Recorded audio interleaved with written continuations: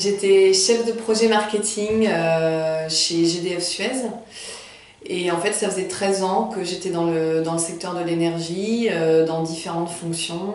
En fait j'étais on va dire un peu en bout de course en termes de motivation dans le job que j'avais chez GDF Suez. Et en parallèle, j'étais investie dans un certain nombre d'associations de solidarité internationale dans lesquelles je menais des projets notamment sur l'Amérique latine. Et il y a un moment où j'ai voulu réconcilier les deux. Et je me suis rapidement rendu compte que si je ne reprenais pas et je ne refaisais pas une formation, ce serait compliqué pour moi de changer complètement de secteur.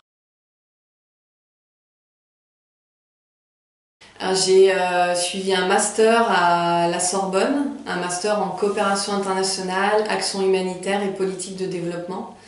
Ce qui m'a permis de vraiment rentrer en contact avec ce nouveau milieu. Dans le cursus de formation, il y a un stage en ONG qui était obligatoire pour valider le master.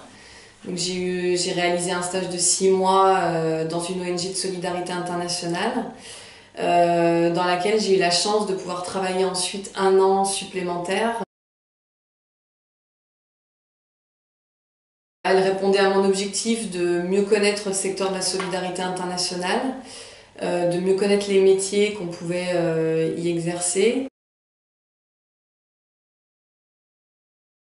Il y a plusieurs choses à mon avis. La première, ce serait de ne pas se laisser décourager dans le processus administratif de constitution du dossier et de postulation en fait à un CIF.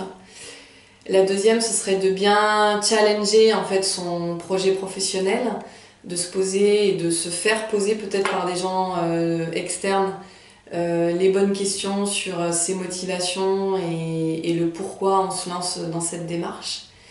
Et à mon avis, le troisième conseil, ce serait de préparer très tôt la fin de la formation.